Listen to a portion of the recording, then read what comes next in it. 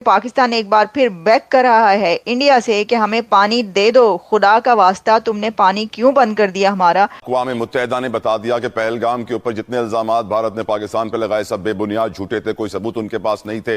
आपकी नज़र में भारत काफी वक्त से हमें पानी बंद करने की धमकी दे रहा था, इस वक्त बंद हो चुका है हमारा पानी।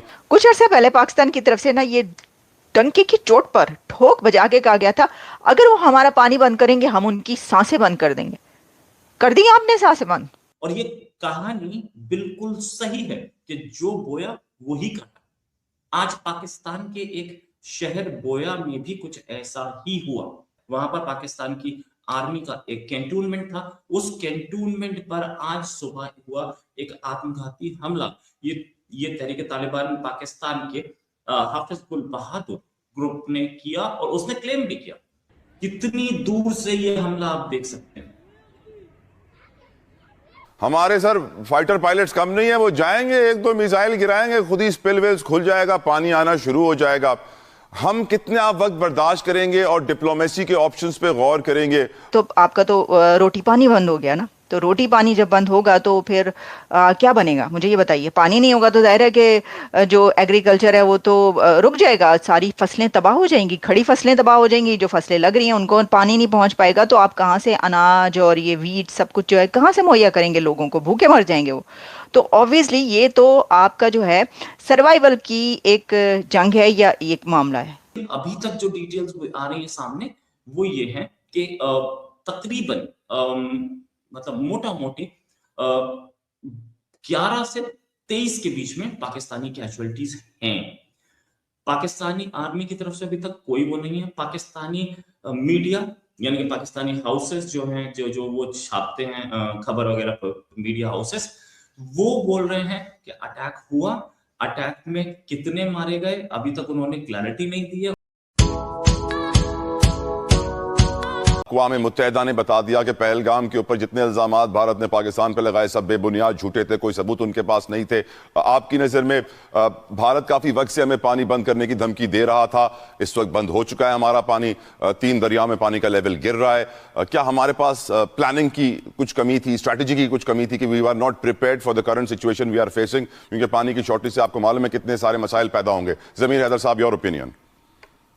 बहुत बहुत शुक्रिया। देखें, एक तो ये कि आपको याद होगा कि जब ये पहली दफा थ्रेट दी थी इंडिया ने और उसके बाद यूनिलेटरली उन्होंने जो इंडस रिवर से मतलब जो पैक्ट है उसको उन्होंने रिवोक कर दिया यूनिलेटरली, जो कि बेसिकली इंटरनेशनल कन्वेंशन के तहत वो कर नहीं सकते थे। और उस वक्त भी पाकिस्तान की तरफ से यही जवाब दिया गया था कि अगर आप पानी बंद करेंगे तो उसको भी हम जंग ही तस्वुर करेंगे और फिर उसका भी जिस तरह जंग में जवाब दिया जाता है उसी तरह देंगे। लेकिन हैविंग सेड दैट, हमारे पास इंटरनेशनल फोरम्स मौजूद हैं। इंडिया जो है वो किसी भी तरह किसी भी फोरम पर स्टैंड नहीं कर सकता अगर आप इसको एक अच्छे तरीके से रिप्रेजेंट करें, क्योंकि ये अंडर इंटरनेशनल कन्वेंशंस जो है ये मुआहदा हुआ था। और दूसरा, फिर अगर आपको याद होगा तो चाइना ने भी कह दिया था कि अगर पाकिस्तान का पानी आप बंद करोगे तो उसके ऊपर अपर राइपेरियन पे वो बैठा हुआ है और वो भी आपका पानी बंद कर सकता है। तो ये मेरा ख्याल है कि इंडिया को ये बातें समझ लेनी चाहिए कि जिस तरह उन्होंने मई में शिकस्त खाई तो इस मामले में भी वो शिकस्त खाएंगे। अब अगर उन्होंने बार बार शर्मिंदगी उठानी है तो मेरी समझ से बाहर है, लेकिन इंटरनेशनल फोरम्स आप जो है बाकायदा इंटरनेशनल कोर्ट ऑफ जस्टिस में जा सकते हैं।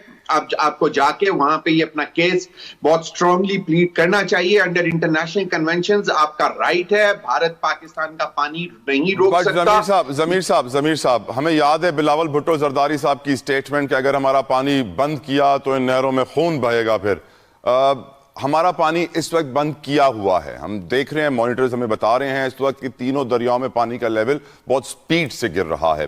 What can we do right now कि हम फौरन से पानी खुलवा सकें, या फिर वो पानी जमा करके छोड़ेंगे ताकि सैलाबी सूरत हाल हो? नहीं, ये देखिए, अब पानी तो उन्होंने रोका हुआ है ना। We can not actually physically go on that place और वहां पे जाके स्पिलवेज खोल देंगे तो फिजिकली हमारे लिए पॉसिबल नहीं है। इसके लिए सिर्फ और सिर्फ इंटरनेशनल फोरम्स पे आवाज उठाने की जरूरत है और फिर आपको अपना केस, मुझे जो आपके पास देखें एक रिटन डॉक्यूमेंट आया था इंडियन गवर्नमेंट का जिसपे उसमें जो सोशल मीडिया पे सर्कुलेट हुआ था कि इंडिया ने रिवोक कर दिया हुआ है वो पूरा जो Indus river system I hope it is Indus River System Authority. تو وہ جو معاملہ ہے آپ کو وہ اسی وقت آپ کو انٹرنیشنل کورٹ میں لے کے جانا چاہیے تھا. میرے خیال میں ہم لے کے بھی گئے تھے, لیکن اس کو ریگولرسلی فالو اپ نہیں کیا گیا پروبیبلی. اب اٹس ہائی ٹائم کہ آپ اس کو مطلب فوری طور پر انٹرنیشنل کورٹ آف جسٹس پہ لے کر جائیں, بیکاز یہ صرف اور صرف پانی بند نہیں کیا جا رہا, یہ آپ کا پورا ایکو سسٹم خراب کرنے کی بات ہو رہی ہے. اور صرف اس سے پاکستان متاثر نہیں ہوگا, اس سے پوری دنیا متاثر ہوگی. اس سے آپ کو معلوم ہے کہ گلوبل وارمنگ کا ایشو ہے, اور اگر آپ کا پانی نہیں آئے گا آپ کے جنگل سوکھ جائیں گے, اور پھر مطلب انوائرمنٹل ہیزرڈز. اعلان جنگ ہے سر, اعلان جنگ ہے. بالکل اعلان جنگ تو ہے ہی ہے. تو یہ میرے خیال میں کہ بھارت کو خود ریئلائز کرنا چاہیے کہ یہ اتنے سالوں بعد جو ہے اس کو ریووک کرنے کی اس کی ایک تو ہمت نہیں ہونی چاہیے تھی, اور دوسرا یہ کہ یہ انٹرنیشنل کنونشنز کے بھی خلاف ہے.